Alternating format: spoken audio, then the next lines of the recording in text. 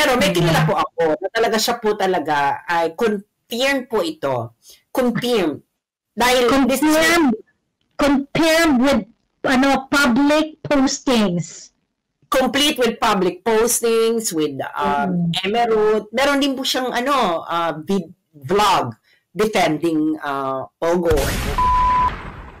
Ayun na nga mga kababayan, hindi na ho kinaya nitong si Chis Escudero ang pressure na natatanggap niya kaugnay dyan sa impeachment na yan itong si VP Sara. Paano ba naman ho kasi mga kababayan? Yung mga congressman talagang inaapura ho siya. Gusto ho nila na umpisahan na kaagad ang impeachment na yan. Gayong kailangan ho pala talaga ng special session. Kahit sinong Senate President, ang pakinggan ho natin, yun ho kanilang sinasabi. Hindi ho dahil ayaw nitong si Chis Escudero, hindi ho. Kailangan hong magpatawag ng presidente ng special session. Hindi ho natin pinagtatanggol si Boy Kilay dito Doon lang ho tayo sa tama kasi yung mga congressman na yan, hindi ho nila alam yung tama. Ang gusto lang nila yung masunod yung kanilang kagustuhan dyan sa impeachment na yan. Maumpisahan ng maaga para kahit pa paano hindi mapag-usapan yung mga issue na dapat talakayin ngayon ng ating mga kababayan, ng ating bansa. No? Una na ho dyan mga kababayan, yung 2025 budget. Mantakin nyo, 65% ho ng total budget natin ngayong taon na to na ilabas na ho ng Marcos administration. Yung pagdirekta ng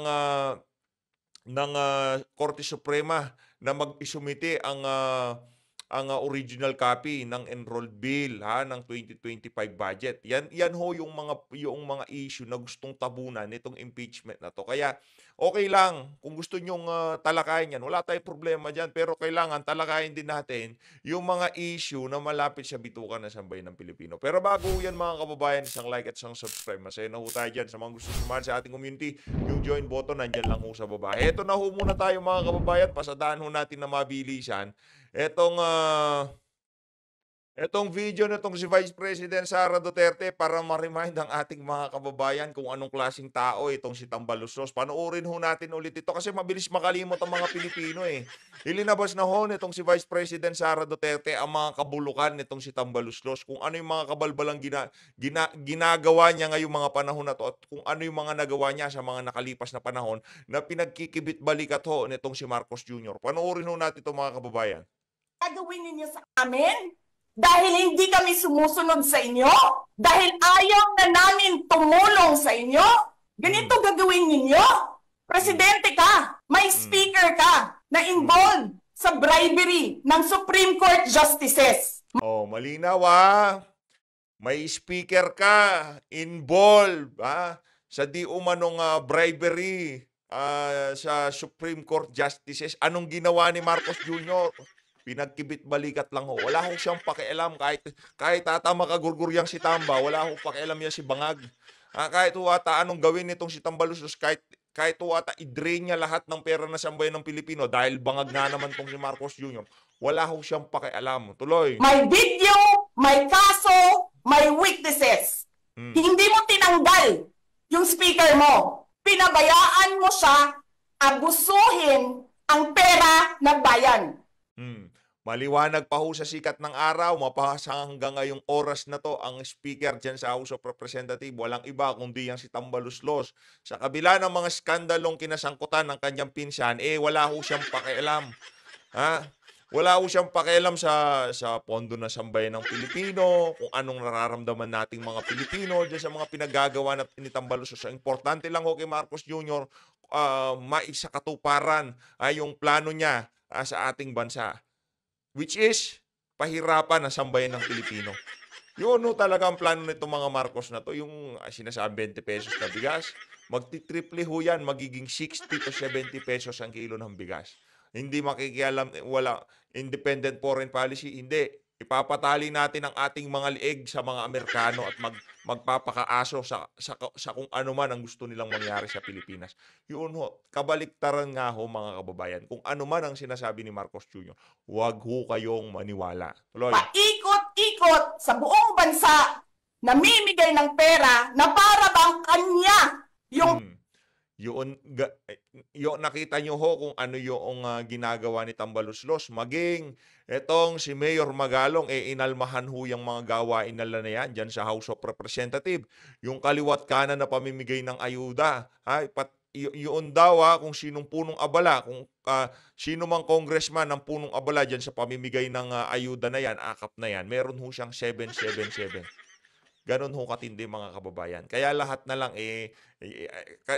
sa lugar ni Dan Fernandez, sa lugar nitong si Luis Tro, saan pa ba? Diyan sa Davao, yung mga lugar na yan, namigay ho sila ng ayuda. Kaya tanungin ho natin yung mga congressman na sumali dyan sa na yan, pamimigay. 7-7 daw Pagka sumali kayo ang nag-organisa, kayo ang naging punong abala sa pamimigay ng ayuda, sigurado, meron kayong 7-7-7. 7 million sa ganito, 7 million sa ganito, 7 million sa ganito. Akap, tupad, o kung ano pa mga ayuda yan, ibibigay daw ho sa inyo yan, di umano, ni Tambaluslos. Akala mo kung umasta ho sila, walang katapusan ang pondo ng sambayan ng Pilipino, yung tipong bottomless ba, no? Yung tipong, okay lang yan, pag next year, re-refill tayo ulit. Pagka walang pera, mangungutang tayo. Ganun ho ang mentalidad nitong mga walang yang to Pera. Di ba nga, lagi niyo sinasabi separation of powers? Anong trabaho ng legislative branch? Gumawa ng batas. Anong ginagawa ni Martin Romualdez? Nagdidirect ng DSWD, namimigay ng ayuda, nagsasabi kung anong bibigay, anong ibibigay, anong gagawin. Sino ba ang presidente dito? Nako, yan yung mga yan yung mga bagay. Dapat ho talaga once a week pinapakinggan ng ating mga kababayan. Kasi problema sa mga Pilipino no. Nagsusumigaw na yung mga ebidensya, kumbaga nasa harap na kumbaga sinasampal na ho kayo ng katotohanan para sa mga naliligaw sa PH Update. Pero yung mga kababayan natin dito, yung mga kasama natin dito, alam na ho nila kung anong totoong nangyayari sa ating bansa. Hindi na ho para sa atin talagang sabihin itong mga bagay na to. Itong video na to intended para doon sa mga naliligaw sa PH Update at naku-curious sila kung bakit yan si PH galit na galit dyan kay Tambaluslos. Galit na galit sa mga pinagagawa ni Marcos Jr. Dahil sa mga ganyang klaseng kadahilanan. Yung mga nabanggit na yan, itong si Vice President Sara Duterte. Sana sa mga susunod na araw, linggo, buwan, mas marami pa hong mamulat sa ating mga kababayan sa mga katarantaduhang ginagawa ng administrasyon ni Marcos Jr. Ang gagawin ninyo sa amin? Yun, umulit na ho mga kababayan i-save ho natin tong video na to para at least once a week rini-remind ko ho yung mga kasama natin dito sa PH Update. Ayun na nga, itong si Ate Joey meron ho siyang binalagbag dito. Ito si Geraldine Roman. Yung baklang congressman. Ayaw daw ho niya natatawa. Ano ka ba? Babae ka ba? Di ka na babae, bakla ka. Hindi, yung baklang congressman. Ito, meron ho pala siyang ginawang kabalbalan ng mga naunang.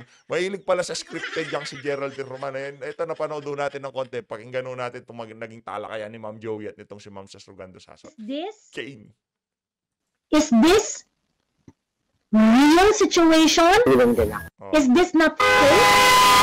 Okay?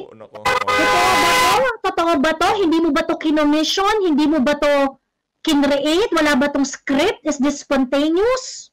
Yan yung yung creator na yung mahilig sa poverty P. Yan ayun na yan. Yang si Foreign Germs ba ang pangalan yan? Mahilig sa poverty P yan yung tipong laman ng GCash mo dodoblihin ko. Ganyan yung trip ng mga yan. Ganyan yung trip ng mga yan. Ganyan yung trip ng na yan, yung content creator. Ano pa ba? Yung pag nangutang ka, dodoblihin ko. Ganun trip nitong na to Nung mga kapanahon na yun, mainit-init yung content creator na yan. Kaso nung medyo na-expose siya, yung tipong pagka malaki yung inuutang, malaki yung laman ng wallet, ina-atrasan daw ng vlogger na yan. Di umano Loy. I mean, hindi ko I'm asking you a question. Now, if this is scripted, this is fake information on your kindness.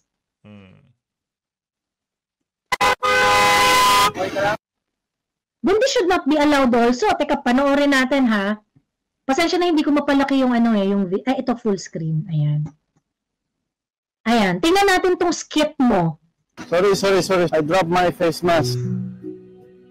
Okay ba kayo, sir?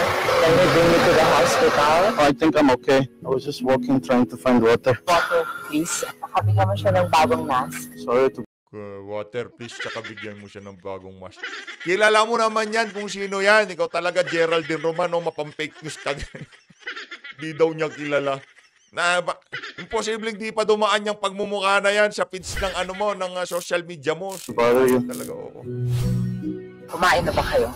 Would you help me? I don't have food right now, but I can give you a little cash if you want. Pasensya na, sir. Hiniya I'm ko sorry. pang biyahe po ng Maynila. Tapos, God bless you. compensation.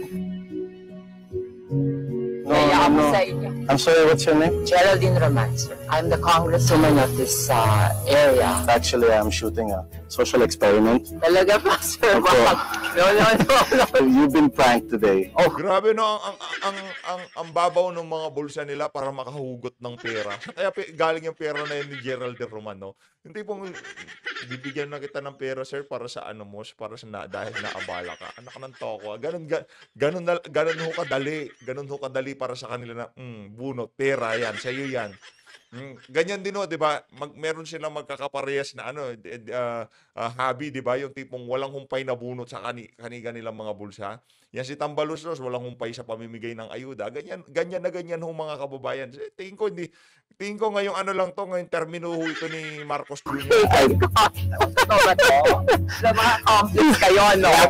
Please keep the money para makatulong din ako. Thank you for visiting Bataan. I want to thank you. At least na-extra ako. Hello! Na-extra ako. Ayun. Geraldine Romano. Is that real? Is that a real ano? Is that a real... Is that a normal reaction? Hindi ba scripted yan na content? To highlight your kindness? What about that?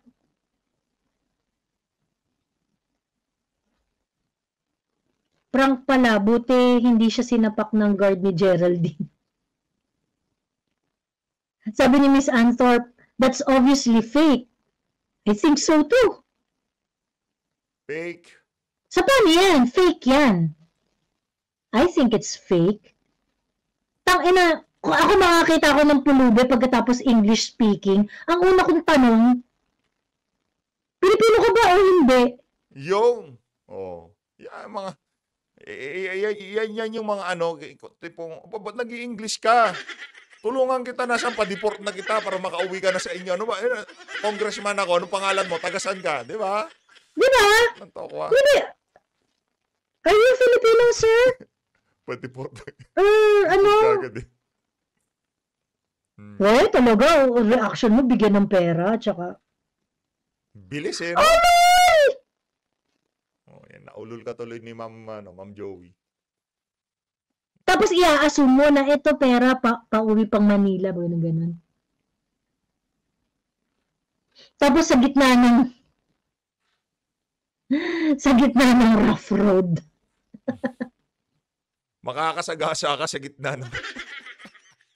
Anak na to. Ibang klase talaga yung trip nito mga ano na to, itong mga congressman na to. Okay lang sana sa highway yung tipo medyo mabilis yung sasakyan ni Roman tapos talagang yun talaga totoo, di ba? Pero yun, gaganyan pa yung... So ano yan? Ano yung mga content na yan? To show your fake kindness. So how are we going to categorize that? Fake news? Diba, Geraldine? It's fake news.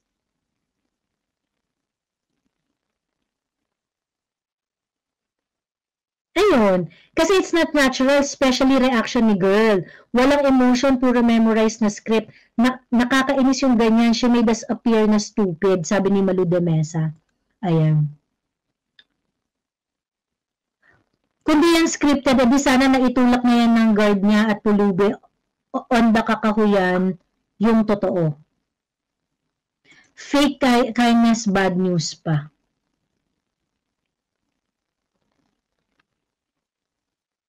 So again, bago ka mag-suggest ng Digital Council of the Philippines, i-define nyo muna exactly ano ang gusto nyong labanan. Kasi sa ngayon, ito ang naiintindihan namin. Ang gusto nyong labanan, DDS vloggers. Bakit kami naging kalaban dito?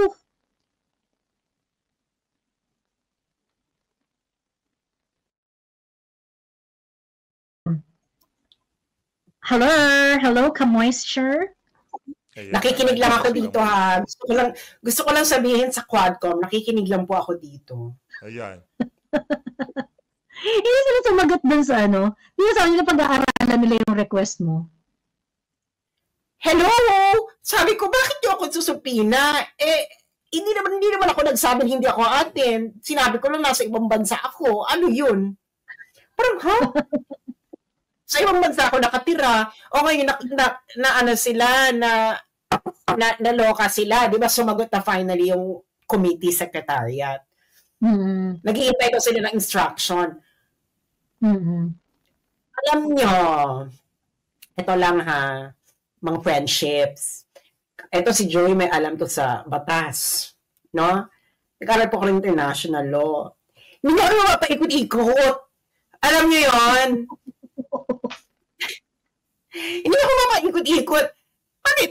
Susupina mo ko, tapos iko-contempt mo ko. Always remember, you cannot, ano to? Kung ikaw ang may negligence, hindi mo pwedeng ikaw ang magmaganda. Correct. Aminin mo yan. Mm-hmm. Kaya sinasabi sa inyo, kung ano man ang gagawin nyo sa akin, from the moment on, wala yung visa kasi kayong may negligence. And ano kayo, hinihintay ko nga kayo eh. Alam mo yan, sabi ko nga, di ba hindi ko nga binabanggit na bakit si ganito nasa abroad, pinag-Zoom meeting nila. Di ba habang nag-ano sila? Later on na lang, nung sinabi nyo kailangan nyo akong isubpina. Alam mo bakit? Because interrupt your enemy when they're committing a mistake. Correct. Kayo, ang sa batas ninyo, binasa ko yung rules ninyo, di ba pinadala nyo sa akin? Binasa ko, ganito pala yan, resource person pala. So your rules is actually a kind of law, di ba? And there must be equal protection of the laws. At kasama din sa equal protection ay procedural fairness. Correct. Kayo naman pala mga legislators kayo. Yung isang nasa abroad, nasa United States, you gave him an opportunity to be in a Zoom, virtual. Bakit ako hindi niyo ako bibigyan? Di meron na doon procedural inequality. Pwede ba? You cannot arbitrarily determine sino dapat na nasa abroad ang dapat kailangan piliting umuwi at hindi piliting umuwi. Because that is already arbitrary application. Hindi, Ma'am Sas, pagka yung mga nag-aakusa o mga nagsasalita laban kay Tatay Digong, okay lang via Zoom. Pero yung mga... Nakita nyo ho yung kaibahan na ano pangalan? Yung si Asierto, di ba? Nasa ibang bansa siya. O kung nasa Pilipinas man siya. Pero hindi ho sila inubligan. Pumunta kayo dito sa house. Kung matapang kayo, kung totoo sinasabi nyo, punta kayo dito. Hindi ganon. Pero yung mga Duterte supporter, yung mga DDS vlogger, hindi. Walang via Zoom, punta kayo dito. Hindi naman sila convicted, wala silang kasong kinahaharap, hindi sila humaharap sa kasong libelo o kung ano pa man. Pinapatawag sila bilang resource person. Pag yung iba, okay lang, pero sa kanila, hindi. Pero sa atin, hindi. Application of the rule of law. So, ngayon, bakit mo kayo susupina? Kayong may kasalanan yan. Kayong may, di ba, now you realize na this now lends to the accusations against you na pag Duterte aligned ang i-invite nyo. May special rules. May special rules. You cannot do that. Sinabi ni Sharon, nakakaloka. Sinabi niya ni Roger Sherez, kasi sabi nga, may nagtanong sa kanya sa press conference nila nung February 17. Sabi nga nun, ano po yung reaction ninyo dun sa sinabi ni Attorney Trixie na base sa inyong House rules sa pag-issue ng subpoena at sa pag-issue ng show cause, it has to be invitation, show cause, subpoena, and then contempt. Pero yung nangyari, yung ginawa ninyo is invitation, show cause, tapos invitation. Tapos ngayon, ang sabi kasi ni Rog, kapag hindi pa raw nagpunta ng Feb 18, isasubpoena na daw. So, ang ginawa nila, invitation, show cause, invitation, subpoena. So, hindi raw yun naaayon dun sa house rules nila. Sabi ni Rog Gutierrez, kasi ano naman yan? Depende naman yan sa rules ng committee. Kasi meron ring rules ng committee. Yung rules na sinasabi niya, yun yung general rule. Pero yung rules ng committee, pwede talaga siya gumawa ng special rules. Bakla pag gagawa ka ng special rules, dapat alam rin namin yun. Kami yung in-invite yung poke ng inake. Diba? Ano yun? Bigla ka naman, hindi ka po pwedeng, you cannot use, bigla ka na lang bibigla ng special rule at the moment. Eh di, kawawa naman yung i-invite mo. Hindi ka po,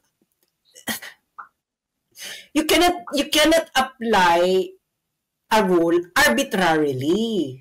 Kaya nga siya rule of law eh. Eh di kung may special rule kayo, eh di hindi na siya rule of law, kundi rule of men.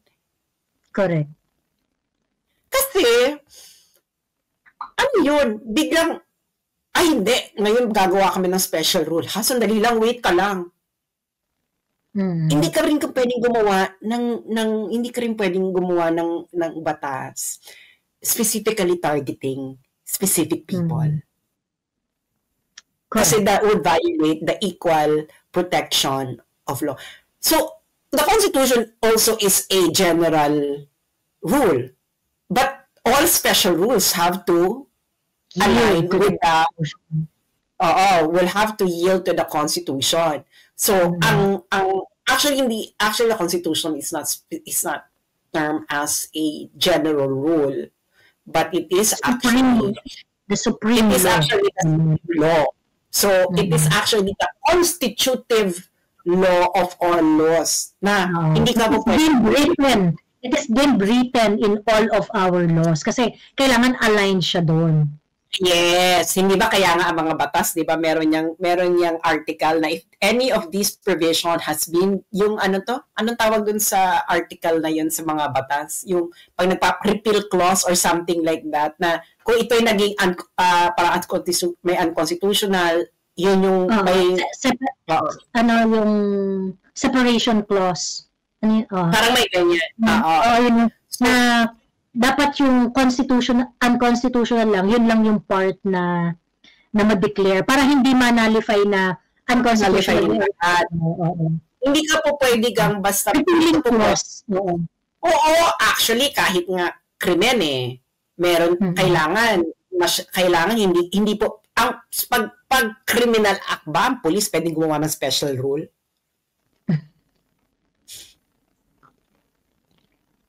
Of course.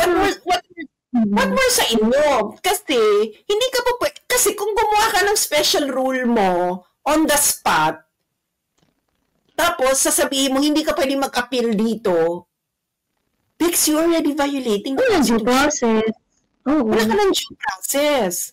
Nasasabihin ninyo, ay wala tong due process kasi resource persons naman to, hindi naman to criminal. Mas malala kayo kasi ipapulong ninyo. You cannot deprive. Nakakatawa nga, yung invitation is, we are inviting you to share your knowledge, experience, kinemot-kinembot. Pagkatapos, pagdating doon, sabi ganun ni tapos sumagot ako. Sagot ko din sa excuse letter ko na, well, if we're going to talk about Pogo paid vloggers and narco vloggers, I cannot share anything. I have no knowledge about that because I am not paid by I would like to categorically state that I am not paid by any Pogo operators or by any drug lords. Sabi ko ni Benny Abante, hindi knowledge mo. Ang kailangan namin dito, yung mga pinost mo. Iba na yun. Kasi, ganito lang yan, if you're going to give ano ka na ngayon? Kasi ito yung deceptive ka na. Correct, that's prior restraint. Why would you like to control my post? May deceptive ka na kasi iting invitation mo, hindi ba? Hindi ka nga pwede kung may search warrant kang galing sa proper court of law. Tapos nakalagay dito sa search warrant, ito lang ang ang isi-search mo. Pwede ka ba mag-go beyond doon sa search warrant, Joey? Pwede ka ba? Hindi po pwede ka ba? Halimbawa, ito yung search warrant, binigay, tapos ito lang nakalagay ng judge na pwede mo i-search. Pwede ka ba mag-go beyond doon sa search warrant na binigay ng judge? Lalo na ang search warrant, Pwede mag-go beyond. Basta ang nagsisearch si Torre. Kahit nga, arrest o search, walang pakialam yan. Basta hukay nyo. Grabe no, pagka na-issuean kayo ng arrest o search, wala akong pakialam si Torian, pupunta siya sa bahay niyo, tuhukay. Very, very specific yan dapat. Exactly. Kung ano lang yung nakalagay. Actually, ang search warrant, pwede nga i-quash yan eh. Kasi kapag hindi properly identified yung gustong i-search at gustong makita, it is going to be considered as fishing expedition. Pag fishing expedition siya, hindi yun po pwede. Hindi yun allowed. Kaya nga yung search warrant nung kay Kuyang Jun Abines, sobrang general, laptop na related sa kanya, ibig sabihin, hindi nyo alam kung ano yung laptop na related sa kanya. Hindi nyo alam kung ano yung cellphone na related sa kanya.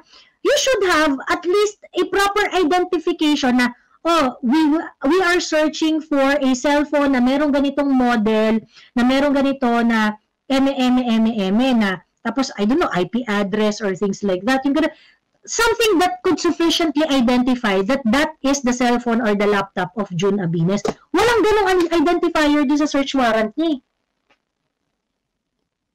And I think yung time na yon, kasi 12 na nila pinuntahan si Kuyang Jun Abines eh. Sobrang deceptive talaga nung ginawa nila.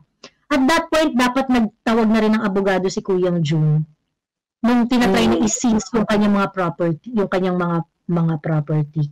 Kasi maling-mali talaga yung search warrant. Hindi siya specific enough. It is not specific enough. So, bawal po yun.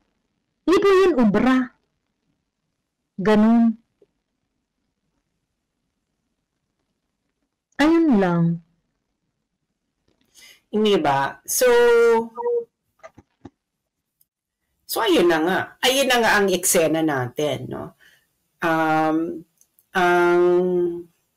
Ang kaganapan ng mga buhay-buhay ninyo. Ako naman willing, sabi ko wala naman kayong ebidensya na unwilling ako unang-una. Di ba? Ikalawa, Dito nga na pag-usapan yung sa inyo. Mag-report eh. Kasi isa mga post ko, di ba gusto yung pag-usapan ng post ko? O di ba pag-usapan natin? Pag-usapan natin yan. Hindi ba? Hindi ka pwede bumili kung ano post. I volunteered Court of Delaware post. Yes. Because ako nag-break yan eh. Kasi sinabihan ako dati ni House Speaker na fake news yon. O sabihin ko na, well, the House Speaker accused me before of sharing fake news about this case nung hindi pa siya nadidesisyonan. Ngayong nadesisyonan na, siguro naman dapat may mag-sorry. At siguro dapat may imbestigahan. Siguro naman dapat may imbestigahan properly. Hindi ba?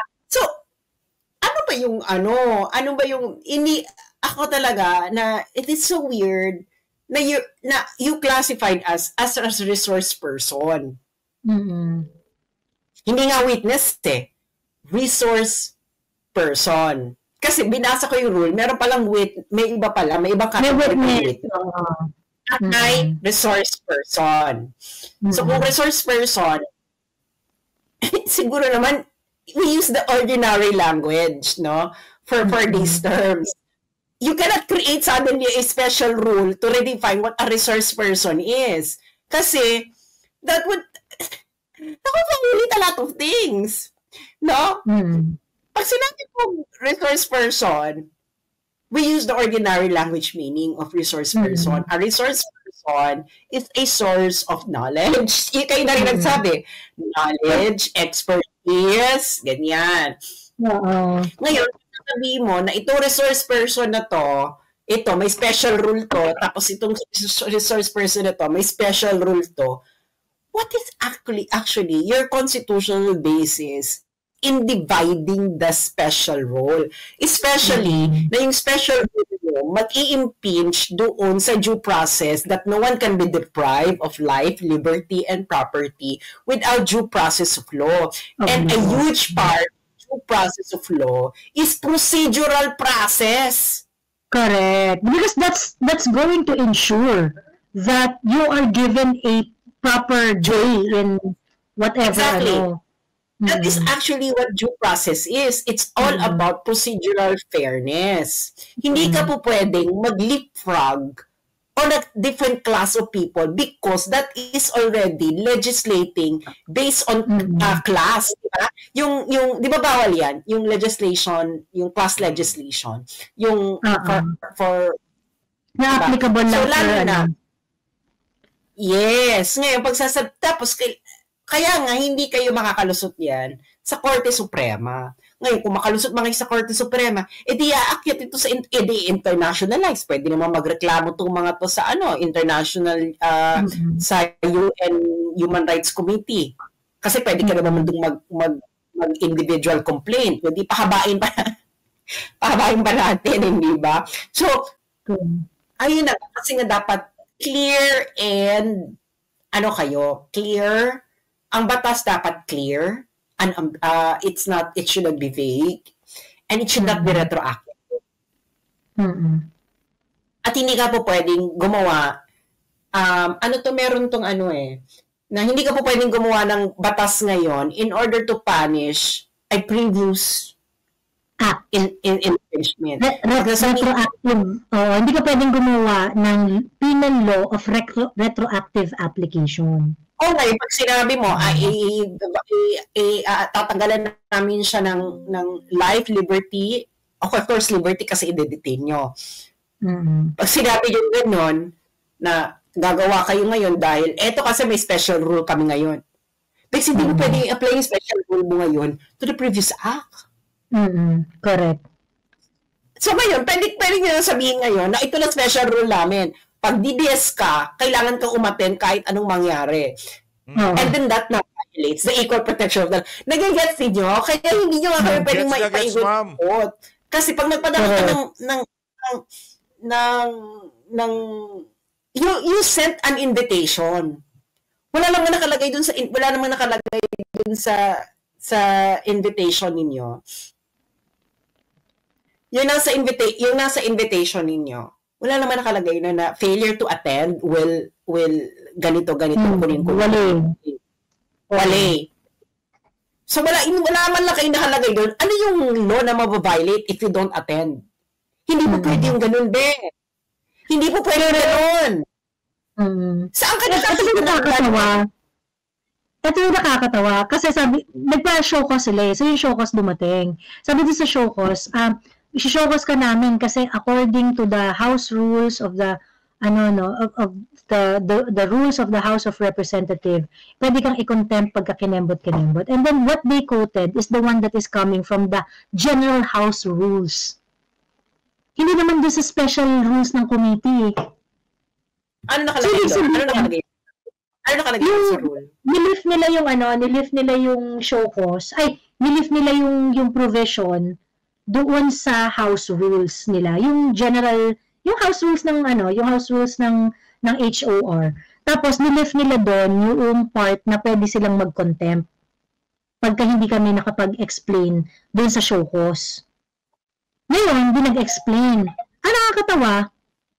O pag nag-explain yung house rules na pinagliftan ninyo ng exercise ng contempt powers nyo is coming from your published rules.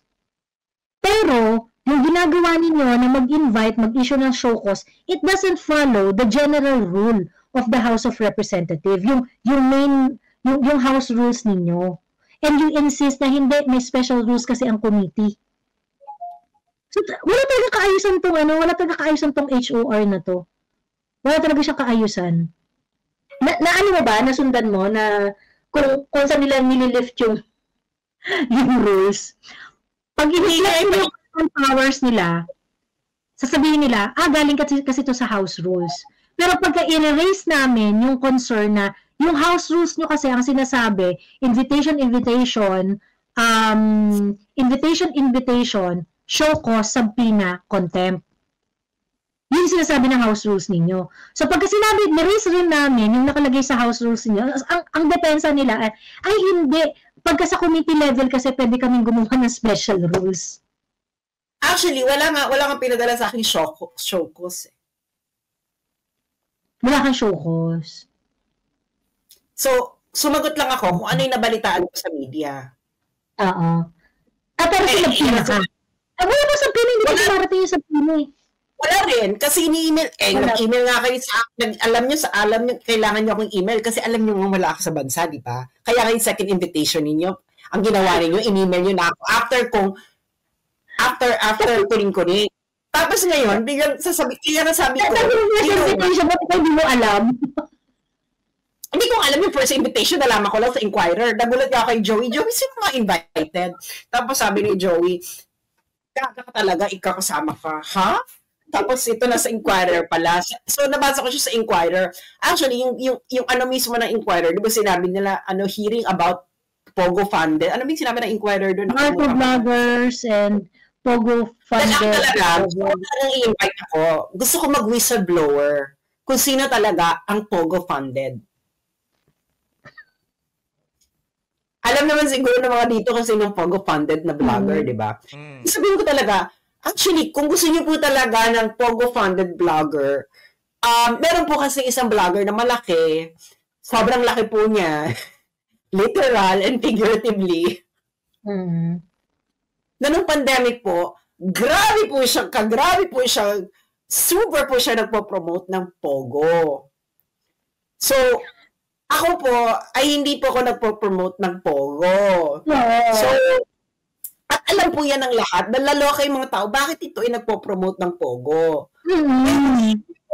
Kung gusto nyo rin po ng pinakamalapit na bayad ng China, pero po talaga, sobra po din po talaga siya nagpo-promote po nung pandemic. At yung mga kawang gawa ng mga Pogo operators. Yes, siya rin po parang PR ng kawang gawa ng mga Pogo operators. Yun lang po, kakampi po kasi ng administrasyon. So, baka po hindi nyo ma-invite. Pero yun lang po talaga, may malinaw na ebidensya na funded ng Pogo. Correct. At then, sabi nyo kasi gusto nyo ng knowledge ko. Gusto nyo ng expertise, ng experience. So, ibibigay ko yung knowledge. Kasi ako po, anti-gambling po ako. Kasi po, nung ako po ay nilapitan na ako dati ng mga online gambling. Hindi po ng Pogo, kundi online gambling. No, yung mga local na... never ako nag-respond. Kinuha ko endorsers. Actually, malaki ang bayaran dyan na magpo-promote ka ng online gambling sa page mo. Ang laki niya, sobra. I think I can remember then 500K per week. Hindi naman namabot yung ganyan sa akin na offer. 500K per week yung ino-offer noon. Sabi ko no, because I am against gambling. And so ayoko mag-promote ng gambling sa page ko because I am against it. 'Di ba? So kung against ako, bakit ako magpo-promote just for the money? Parang wag na, pwede naman. Hindi ba ako naguguto? Hindi naman ako mamamatay kung wala akong ganyang pera. So, yun naman ang pamantayin. Kung wala naman akong ganyan, hindi ako mamamatay, dead ma. So, tapos yun ang eksena. Pero may kilala po ako na talaga siya po talaga ay confirm po ito. Confirm. Dahil confirm with public postings. Complete with public postings, with Emerald. Meron din po siyang vlog defending Pogo. Pogo, nako. Yan ang nga po sinasabi natin. Pagka talagang inurat nyo yung mga vlogger na yan, yung si Ma'am Shash, sila Ma'am Joey, pagka yan talaga napapunta nyo dyan sa House of Representatives at napag-usapan yung mga issue na yan, maraming isisiwalat Kung gusto nyo po, yung pa-imbitahin nyo, kasi hindi po ako yan. Dahil against, alam po yun ang followers ko, na against ako ng gambling. At wala, kaya yung mga followers ko, wala rin sila nakikita na nagpo-promote ako ng gambling ever. Tayo rin ho dito sa PH Update, ha? Hindi ho tayo dyan sa sugal-sugal na yan. May isang beses, ha, sa pagpasok ko natin sa ganitong content o sa YouTube o sa kahit ano pa mang social media, hindi ho natin pinasok yung yung sugal-sugal na yan. Nag-promote ng mga betting site. Ako. Pera ho yan pera. Pagka yung ganun ho, alam mo na kagad kung ano motivasyon ng mga yan, para kumita ng mas malaki. Pera-pera ho kasi ang mga yan. For sure, pera-pera. Dahil, alam nilang against ako dyan. Wala kang pakialam kung meron akong kakampi na probably. Those are your non-negotiables, no? Yes, that's what. Ano yan? Ano yung mga non-negotiables? Those are your non-negotiables. Gambling and drugs. Yes, ganyan. Hindi ako magpo-promote ng dalawang ganyan yan. Wala akong pakialam kung kayo ay nagagamble, ha? Just to be clear. Ako rin wala akong pakialam kahit ubusin nyo lahat ng kita nyo sa pagsusugal. Okay lang yan, pera nyo naman yan Pero yung ikayatin pa natin yung mga mananonood sa atin para magsugal, ibang usapan na huli. Wala akong pakialam kung kayo ay nagagamble o kayo gumagamit ng droga. Bahala kayo sa buhay ninyo. But, you will not see me promoting those two. You will not see me promoting those two. And even yung gambling, you will not see me. Actually, kahit nga promoting kahit kunin ako ng alcoholic beverage, I won't. Kahit ayoko rin. Kahit alak, ayoko rin. Kasi siguro kung wine. Charot. Tayo kung kunin tayo ng kunin tayo ng yung ano na bang pinromote natin dito, yung Sendwave yun. Yung pagpapadala ng pera sa mga kababayan nating OFW. Kasi hindi na active yung natin, yung promo code natin sa Sendwave. Sino ba may kilala dyan sa Sendwave? Activate natin ulit yung natin, yung promo code natin, no, para makapag-promote tayo ulit na Sendwave. Sino bang may kilala dyan sa Sendwave? Hindi sana sasabihin ko paano kung wine? siguro kung wine. Hindi ba? Negotiable, basta wine. Siguro kung alcohol, meron niyang levels. Meron levels. Gin X. Kasi meron akong traumatic experience sa gin. So, no. Maamoy ko lang ang gin, X yan. X. Grabe naman. Tayo nung bata tayo, si Bayaw, talagang dinali ho tayo ng gin na yan, no? Gin talagang wala Talagang lari tayo din dyan sa gin na yan. Pero okay lang, kahit ano naman, wala tayong problema. Kahit anong hihain, kakainin. Maraming salamat mga kababayan. Dito na natin tatapusin ang ating reaction video. Kung gusto nyo mapanood ang buong video niyan, punta lang ko kayo dyan kay Mama Joey, ha? Maraming salamat Mag-ingat kayo lahat. Mahal natin ng Pilipinas. Maraming salamat.